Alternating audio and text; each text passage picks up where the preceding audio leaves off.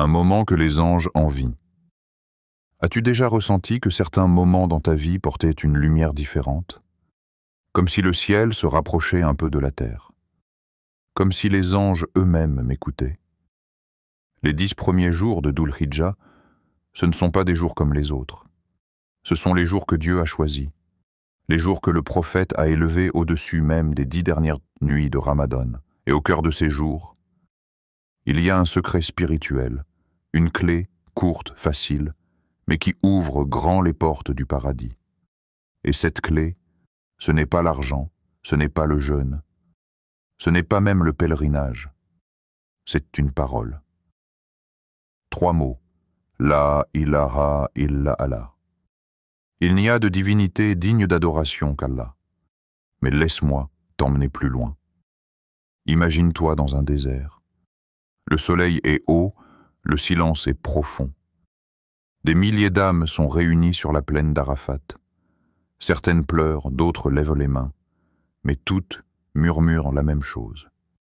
Pas de supplication compliquée, pas de discours savant, juste ce mot, La ilaha illallah. Ce jour-là, même ceux qui ont des péchés lourds comme les montagnes peuvent repartir purs comme le jour de leur naissance. Pourquoi? Parce qu'ils ont saisi l'essence. Parce qu'ils ont compris que le plus grand acte, ce n'est pas ce que tu fais, c'est ce que ton cœur affirme. Et le prophète l'a dit, il n'y a pas de jours pendant lesquels les œuvres sont plus aimées d'Allah que durant ces 10 jours. Et il a précisé, multipliez-y le talil, la ilaha illallah, le takbir, Allahu Akbar, et le tahmid, alhamdulillah. Ce ne sont pas de simples mots, ce sont des armées invisibles. Chaque fois que ta langue prononce l'un d'eux, c'est une lumière qui monte vers le ciel.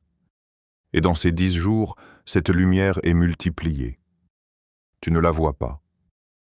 Mais les anges la recueillent, ils la portent, et Allah la voit. Tu veux changer ta vie?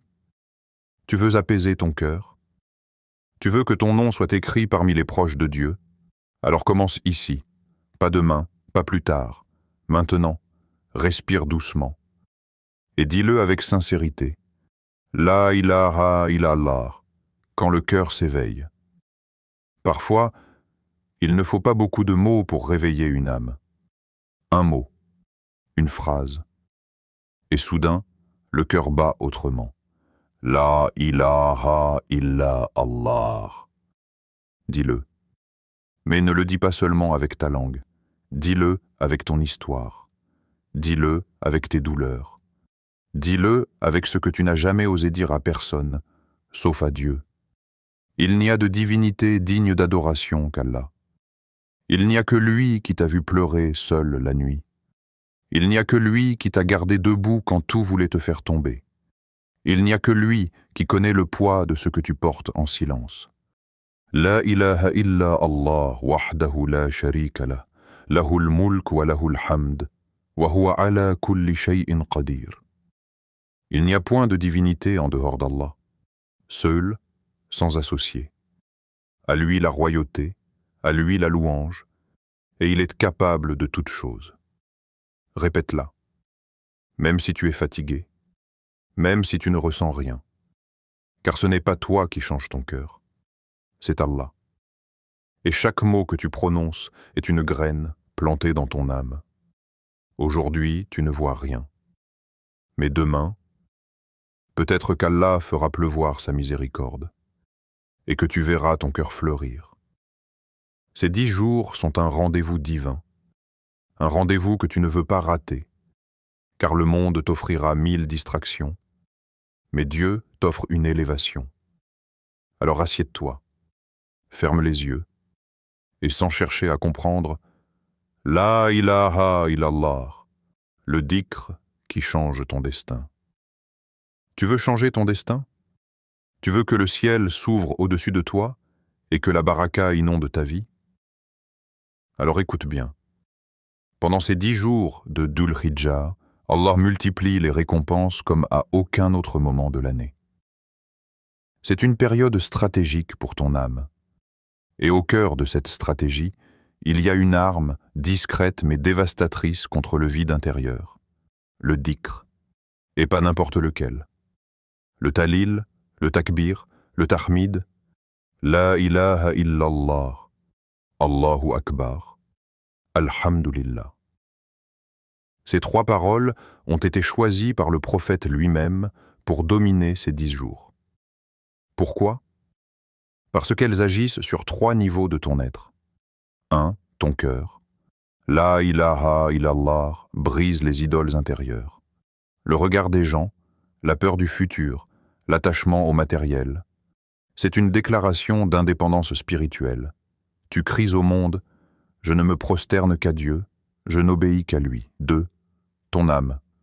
Allahu Akbar te rappelle que rien, absolument rien, n'est plus grand que ton Seigneur. Pas ton anxiété, pas ton échec, pas même la mort. C'est une claque à l'orgueil du dunya, une élévation de ton regard au-dessus du chaos. 3. Ton attitude, alhamdulillah, transforme ta vision. Tu arrêtes de te plaindre. Tu vois les bénédictions, même dans les épreuves. Tu deviens reconnaissant et donc heureux. Et voici la beauté. Ce dhikr, tu peux le faire partout, dans le métro, en marchant, en cuisinant, avant de dormir. Et à chaque fois, les anges l'écrivent, et Allah te rapproche, et ton cœur se nettoie, et tes péchés tombent comme les feuilles en automne. Ce ne sont pas que des mots, ce sont des actes de guerre contre la négligence, des appels vers l'Éternel, des éclairs de lumière dans un monde assombri. Alors, durant ces 10 jours, fais du dhikr ta respiration. Répète encore et encore, La ilaha illallah, Allahu Akbar, Alhamdulillah.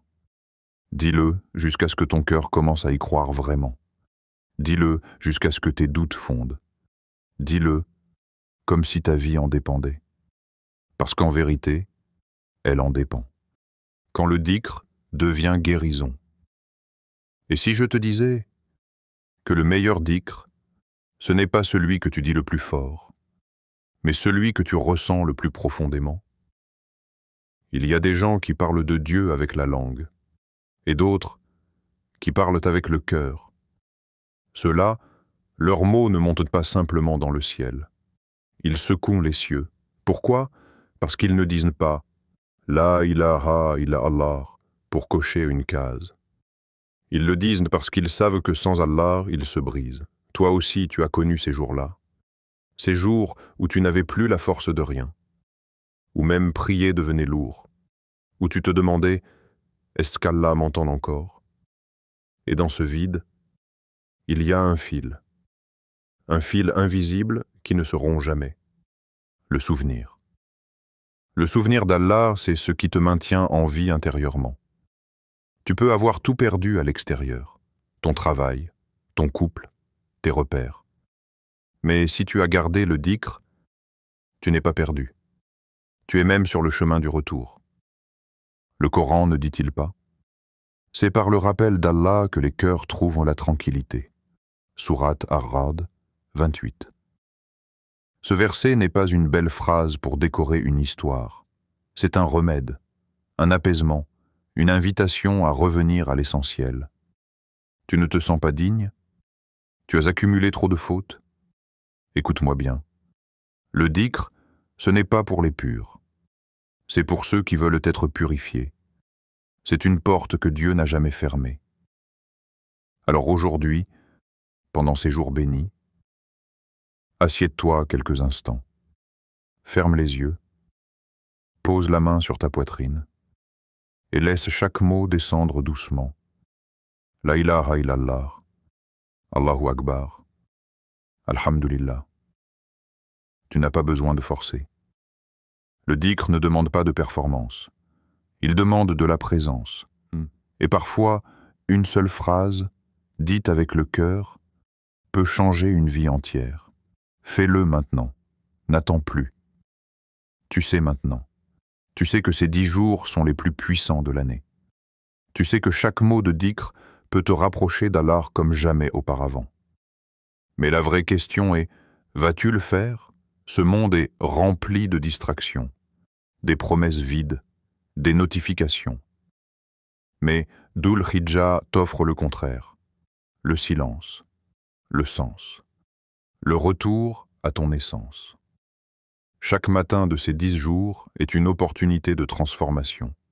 Chaque soir est une porte qui se referme ou qui t'élève. Alors fais ce que beaucoup n'osent pas faire. Choisis Allah. Lève-toi avec le dhikr, marche avec le dhikr, travaille avec le dhikr et dors avec le dhikr. Même si tu es dans le péché, même si tu doutes, même si tu n'as pas tout compris. Fais-le. Car Allah, lui, n'a jamais cessé de l'attendre. Tu n'as pas besoin de changer toute ta vie aujourd'hui, mais tu peux changer à ce moment précis. Tu peux commencer là, maintenant, avec ces quelques mots. La ilaha illallah wahdahu la sharika la, lahul mulk wa lahul hamd, wa huwa ala kulli shay'in qadir. Dis-le avec conscience, avec sincérité, et laisse Allah faire le reste. Le secret des 10 jours. Musique douce, visuel d'un lever de soleil sur la Mecque, transition vers un carnet de notes avec une main qui écrit. Les plus grands secrets ne sont pas dans les livres. Ils sont dans les cœurs qui se souviennent de Dieu dans les moments les plus simples. Ces 10 jours de Dhul Hijjah ne sont pas qu'une occasion. Ils sont une clé que peu prennent au sérieux. Une clé qui peut ouvrir la porte à la sérénité, au pardon et à un nouveau départ. Ne laisse pas passer ces jours comme les autres. Ne te contente pas de regarder une vidéo inspirante.